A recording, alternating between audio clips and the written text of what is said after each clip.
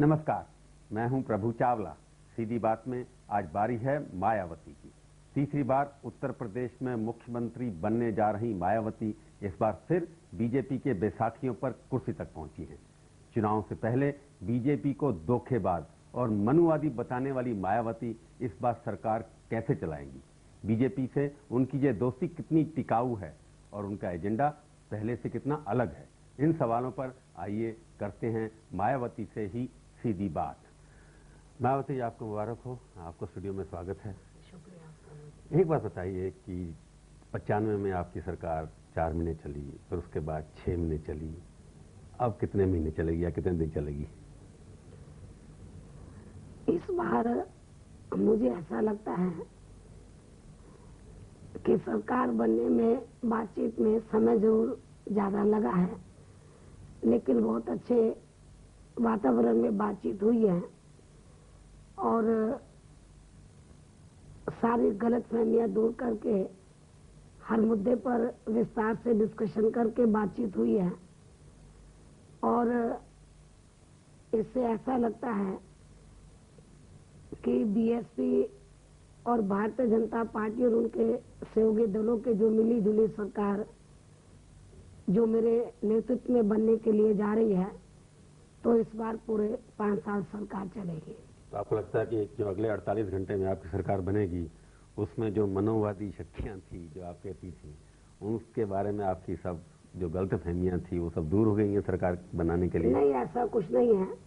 तो बहुजन समाज पार्टी की जो विचारधारा है तो उसमें कोई तब्दीली नहीं आई है, क्योंकि जो मनुवादी सोच रखने वाले लोग हैं वो बीएसपी की विचारधारा को सही मायने में समझ नहीं पाए। बहुजन समाज पार्टी के बारे में जो ये धारणा थी कि हम अपर कास्ट के खिलाफ हैं या फिर हम किसी या मजहब के खिलाफ है, ऐसा कुछ नहीं है। बहुजन समाज पार्टी ना अपर कास्ट के खिलाफ है, ना किसी धर्म के खिलाफ है। बहुजन समाज पार्टी तो इस देश में मनुवादी व्यवस्था के आधार पर जो गैर बराबरी वाली सामाजिक व्यवस्था बनी है, तो उसको बदलकर हम लोग समता मूलक समाज व्यवस्था बनाना चाहते हैं, जिसमें मानवता और इंसानियत हो। इस किस्म की समाज व्यवस्था देश के भी हित में और सर्व समाज के हित में है। बीजेपी के आपको लगता है मनुवादी उनकी जो नेतृत्व था, जिसको आप कहती थी या उनकी प्रवृत्ति थी, अब लगता है कि वो मनुवादी प्रवृत्ति उनके आपके साथ मिल के बैठने से खत्म हो जाएगी? नहीं, मैं जो आपको बताना चाहती हूँ, जो भारतीय जनता पार्टी के जो लोग हैं या उनके जो राष्ट्रीय नेता हैं, तो वो भी हमारी इस बात से सहमत हैं कि बीएसपी किसी जाति और धर्म के खिलाफ नहीं है। ये जो बीएसपी के बारे में जो ये गलत धारणा पैदा की हुई थी कि बीएसपी अपर कास्ट के खिलाफ है, तो इस बार जो असेंबली का इलेक्शन हुआ उससे पहले पार्लियामेंट का इलेक्शन हुआ, तो बीएसपी के माध्यम से जो अपर कास्ट के मेंबर पार्लियामेंट और एमएलए चुनकर आए, तो ये जो गलतफहमी जो हम बीएसपी के बारे में फैलाई हुई थी वो काफी हद तक दूर हो गई। आपने दूर कर दिया, क्योंकि आपने बीजेपी को एक बार कहा था नागनाथ सांपनाथ, तो अब उनका विष आपने छीन लिया लगता है पूरा का पूरा। वो तो हमने उस समय कहा था जिस समय लोग बीएसपी की आइडियोलॉजी को सही मायने में समझ नहीं पा रहे थे।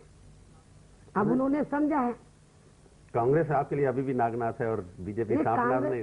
कांग्रेस पार्टी ने अभी बीएसपी को समझा नहीं है, तो वो अभी हमें गलत समझ रहे हैं। इसलिए स्वाभाविक है कि अभी उनकी सोच नहीं बदली है या बीएसपी की आइडियोलॉजी को वो समझ नहीं पाए। नहीं, आपने जो समझौता किया बीजेपी के साथ और उन्होंने आपके साथ समझौता किया, ये लगता नहीं आप बड़ा अवसरवादिता है एक किस्म से, जनता के साथ धोखा किया गया है? नहीं, ऐसा कुछ नहीं है, जनता के साथ कोई धोखा नहीं किया गया है। तो बीएसपी के द्वारा जो विधायक चुनकर आए, तो विधायकों की सहमति से और बीएसपी से जुड़े हुए जो सर्व समाज के लोग हैं, तो उनकी सहमति से, और भारतीय जनता पार्टी ने भी अपने विधायकों की सहमति से, उनके पार्टी के जो लोग हैं उनकी सहमति से, तो मिलजुल कर ये फैसला लिया है। सरकार बनाने का फैसला किया ना? सरकार बनाने का फैसला। पहले तो आप लड़े, अगर आपको यही लगता था दोनों अच्छा है तो मिलजुल के सरकार इलेक्शन क्यों नहीं चढ़े? इलेक्शन से पहले इस किस्म के हालात नहीं थे कि हम मिलकर चुनाव लड़ सके। अलग अलग चुनाव लड़ा, लेकिन किसी भी पार्टी को एब्सोल्यूट मेजोरिटी नहीं मिली। तो उसके बाद जब लगा कि भी उत्तर प्रदेश में दोबारा से चुनाव ना थोपा जाए और कोई भी विधायक नहीं चाहता था कि दोबारा से इलेक्शन हो। तो हमने उत्तर प्रदेश की जनता के हित को ध्यान में रखकर और खास तौर से क्योंकि दोबारा इलेक्शन होता फिर बोझ उत्तर प्रदेश के ऊपर ही तो आप मुलायम से भी समझौता कर सकती थी, मुलायम से करने में क्या नहीं, हमने श्री मुलायम सिंह यादव से क्यों नहीं समझौता किया, क्योंकि उसको हमने 1993 में मौका दिया है। 1993 में जब उत्तर प्रदेश में असेंबली का इलेक्शन हुआ तो मिलकर चुनाव लड़ा था और हमने ये कहा था कि जब यदि एब्सोल्यूट मेजोरिटी मिलती है तो उसको मुख्यमंत्री बना देंगे। हमने मुख्यमंत्री बना दिया, लेकिन मुलायम सिंह यादव ने जो ये वायदा किया था कि हम दलित शोषित समाज और पिछड़े वर्ग का ध्यान रखेंगे, उनके हितों की उपेक्षा हुई। मेरी बात सुनो, आज का भी मैं बता रही हूँ। तभी हमने 1995 में मुलायम सिंह यादव से सपोर्ट विड्रॉ किया। लेकिन आपने जो बोला ना क्यों नहीं मिलके उनसे क्यों नहीं ले रहे, वही मैं बता रही हूँ, उसी मैं मुद्दे पर आ रही हूँ। लेकिन जब हमने सपोर्ट विड्रॉ किया तो मुलायम सिंह यादव ने, हालांकि उनकी सरकार अल्पमत में आ गई थी, नैतिकता के आधार पर उनको सरकार से इस्तीफा दे देना चाहिए था, लेकिन ऐसा न करके उन्होंने उत्तर प्रदेश के छठे छटाए गुंडों को, माफियों को इकट्ठा करके 2 जून 1995 को उत्तर प्रदेश की राजधानी लखनऊ के गेस्ट हाउस में जहाँ मैं ठहरी हुई थी अपने विधायकों के साथ, मेरे ऊपर जानलेवा हमला कराया। तो उस घटना को ना तो मैं भुला सकती, ना हमारा समाज भुला सकता, ना हमारी पार्टी भुला सकती। तो मुलायम सिंह यादव से तो सवाल ही पैदा नहीं होता। तो आपका दुश्मन नंबर 1 मुलायम सिंह यादव है। मैं समझती हूँ कि मुलायम सिंह यादव जो अपनी पार्टी को लेकर चल रहा है, उसकी पार्टी की कोई आइडियोलॉजी नहीं है, वो बहुत स्वार्थी आदमी है। तो वो अपने स्वार्थ के लिए, अपने राजनीतिक स्वार्थ के लिए वो कोई भी गलत काम कर सकता है, कुछ का किसी की हत्या भी करा सकता है, किसी को नुकसान भी। अब जैसे 2 जून 1995 को क्या किया, मेरे बार बार उसी बात को कह रही हैं। आपको लगता नहीं कि वो भी आपको ये कह सकते हैं आप भी अपनी सत्ता में आने के लिए कुछ भी कर सकती हैं? नहीं, लेकिन हमने सत्ता में आने के लिए, जो मुलायम सिंह यादव ने अपनी सत्ता को बचाने के लिए जो कुछ गंदे हथकंडे अपनाए, तो हमने वो हथकंडे नहीं अपनाए। आपने क्या हथकंडे किया? आपने पिटाई नहीं की लोगों की? क्या नहीं, हमने कोई पिटाई नहीं की, हमने कोई गंदा आपने लोगों के ऊपर केस चलाया, उसमें हरिजन एक्ट के अंदर कितने सैकड़ों लोग बंद कर दिए आपने। ये जो SC ST एक्ट की बात है, तो आप सरकारी रिकॉर्ड उठाकर देखो उत्तर प्रदेश का, मेरे समय में सबसे कम मुकदमे दर्ज हुए हैं। और जो मुकदमे दर्ज हुए हैं वो मुकदमे वो हैं कि ऐसे शुल्क कास्ट के लोग, स्वार्थी किस्म के लोग, तो जो आइडियोलॉजी को, BSP को समझे नहीं, यदि समझे हैं तो स्वार्थ के चक्कर में दूसरी पार्टी से जुड़े हुए, कांग्रेस या समाजवादी पार्टी से गिने चुने लोग, तो ऐसे लोगों को दूसरी पार्टियों ने, खास तौर से समाजवादी पार्टी ने, उनको इस्तेमाल करके BSP को बदनाम करने के लिए तो ये गलत तरीके से मुकदमे दर्ज करा। तो ये तो होता है ना, जो मैं कर रहा हूँ वो अच्छा, बाकी जो लोग करें। मैं एक सवाल है, मैं आपको उसका एग्जाम्पल मैं दे रही हूँ। आपके लोग छोड़ के जा रहे हैं, आपको आरिफ मोहम्मद छोड़ के चले गए अभी आपको, और मुलायम सिंह कहते हैं कि देखो आपने मुसलमानों के साथ। जहाँ तक श्री आरिफ मोहम्मद खान का सवाल है, मैं आपको बताना चाह रही हूँ, हम उसको लेकर पार्टी में नहीं आए थे, वो अपनी गरज के कारण BSP में आया। और कब आया BSP में? कब आया? जब हम भारतीय जनता पार्टी के सहयोग से सरकार बना चुके थे। 1995 में हमने BJP के सहयोग से 4.5 महीने के करीब सरकार चलाई। उसके बाद 1997 में BJP के साथ मिलकर हमने सरकार बनाई। और श्री आरिफ, मेरी बात सुनो, मैं इसको क्लियर कर रही हूँ। तो आरिफ मोहम्मद खान कब आया? तो जब हम 2 बार BJP के साथ जा चुके थे, तो उस समय इनको नजर नहीं आया। और जब 12वीं लोकसभा का चुनाव हुआ, उन्होंने BSP से चुनाव लड़ा, और उससे पहले तो हम BJP से हाथ मिला चुके थे, उनके सहयोग से सरकार बना चुके थे। तो उस समय आरिफ मोहम्मद खान को BJP बुरी नजर नहीं आई। लेकिन आज ये कहना कि हम BJP के साथ मिलकर सरकार बना रहे हैं, इसलिए मैं BSP छोड़ा हूँ, ये कारण नहीं है। कारण कुछ और है, क्योंकि आरिफ मोहम्मद खान ने कई बार, जब वो चुनाव हार गए 13वीं लोकसभा का, तो उन्होंने मुझे ये कहा कि शायद मैं दोबारा ना जीतूं, तो वो अभी 5 साल के बाद इलेक्शन होगा, आप मुझे राज्यसभा में भेज दो। तो हमने कहा कि बहुजन समाज पार्टी आपको राज्यसभा में नहीं भेजेगी, जो गरीब मजलूम लोग हैं उनको भेजेगी।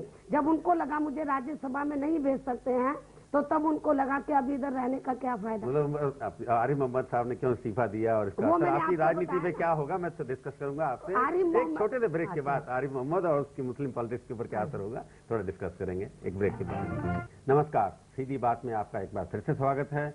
हम बातचीत कर रहे हैं उत्तर प्रदेश की भावी मुख्यमंत्री मायावती जी से।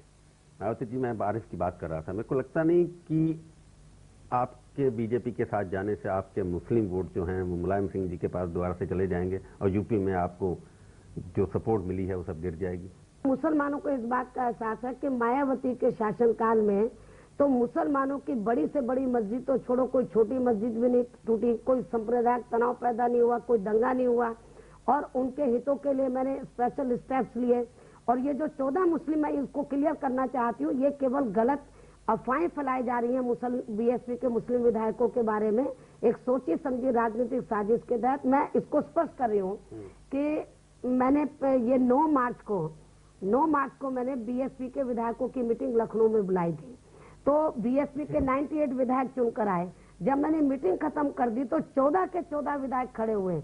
उन्होंने कहा कि बहन जी, हम आपको उत्तर प्रदेश का मुख्यमंत्री देखना चाहते हैं, यदि आप बीजेपी के सहयोग से मुख्यमंत्री बनते हैं तो भी हम आपको समर्थन देंगे। पर ये लगता है कि मुस्लमान यूपी के आपके साथ हैं, पर गुजरात में आपने चुप्पी क्यों साध रखी है? नहीं, कौन बोलता है गुजरात में चुप्पी साधी हुई है? आप बोलिए नहीं, जब तक आप तो सरकार के साथ वोट देने वाली हैं। बात मैं आपको स्पष्ट ये सरकार बनाने से पहले मैं आपको बता रही हूँ कि जब मैंने लोकसभा से इस्तीफा नहीं दिया था, तो इस्तीफा देने से पहले क्योंकि इलेक्शन हो गए तो उत्तर प्रदेश में असेंबली के, तो लेकिन मैं इस्तीफा नहीं दिया था लोकसभा से जब तक।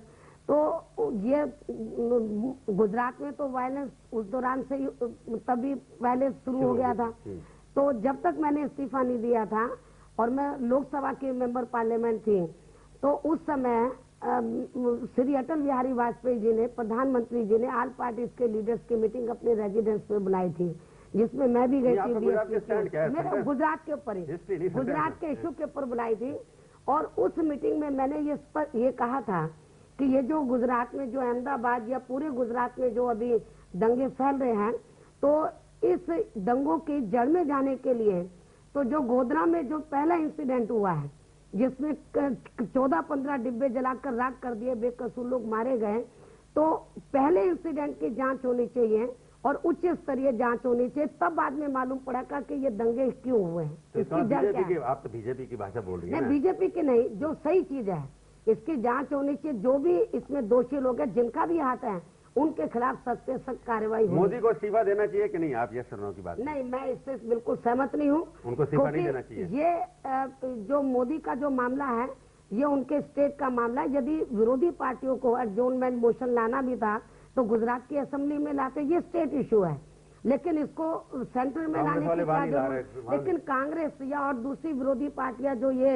एडजॉर्नमेंट मोशन लेकर आ रही है 184 के तहत जो लेकर आए, इससे हम सहमत नहीं हैं, क्योंकि इसमें हमें राजनीतिक बू नजर आती है।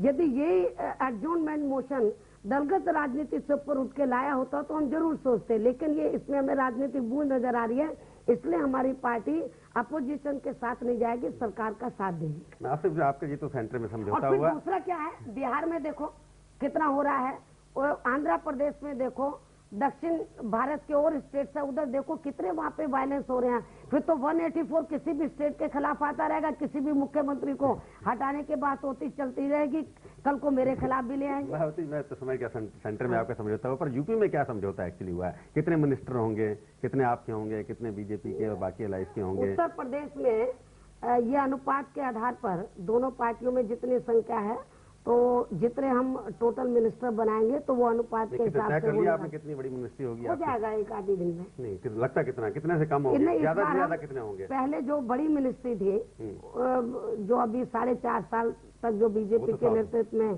सरकार चली है, वो इतनी बड़ी मिनिस्ट्री नहीं होगी।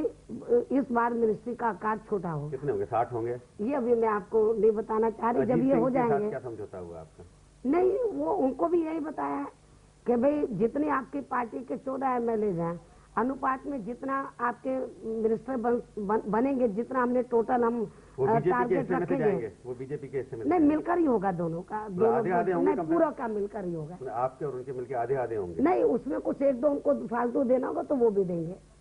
कॉमन मिनिमम प्रोग्राम आपका क्या है? उत्तर प्रदेश में कॉमन मिनिमम प्रोग्राम तो यही है कि इस समय जो सबसे बड़ी प्रॉब्लम है लॉ एंड ऑर्डर की, डेवलपमेंट की, उसकी तरफ हम ध्यान देंगे, समाज के हर वर्ग की तरफ ध्यान देंगे और खास तौर से समाज में जो दबा कुचला तबका है प्राथमिकता के आधार पर उनकी तरफ पूरा ध्यान दिया जाएगा। सबसे बड़ी समस्या तो मायावती जी यूपी में होती है, जब आती हैं तो अफसर सारे डर जाते हैं कि आप सबको निकाल देंगी, केवल दलित वर्गों को देंगी, सबको इम्पोज कर देंगे। उत्तर प्रदेश में जो काम करने वाले ऑफिसर्स हैं तो वो कभी नहीं डरते हैं, मेरे आने का वो इंतजार करते हैं। जो कामचोर अधिकारी होते हैं वो डरते हैं, उनको लगता है कि मायावती बोल सकता है वो काम कराएगी, तो स्वाभाविक है। आपके विरोधी तो कहते हैं जितने भी ऑफिसर हैं पैसा दे करके कुछ ना कुछ इम्पोर्टेंट पोस्ट डिस्ट्रिक्ट में लेते हैं। अभी एक मिनट मैं आपको बताना चाहती हूँ, यदि मैं ऐसा करके अधिकारियों को अपॉइंट करती हूँ तो फिर उनको डरना नहीं चाहिए।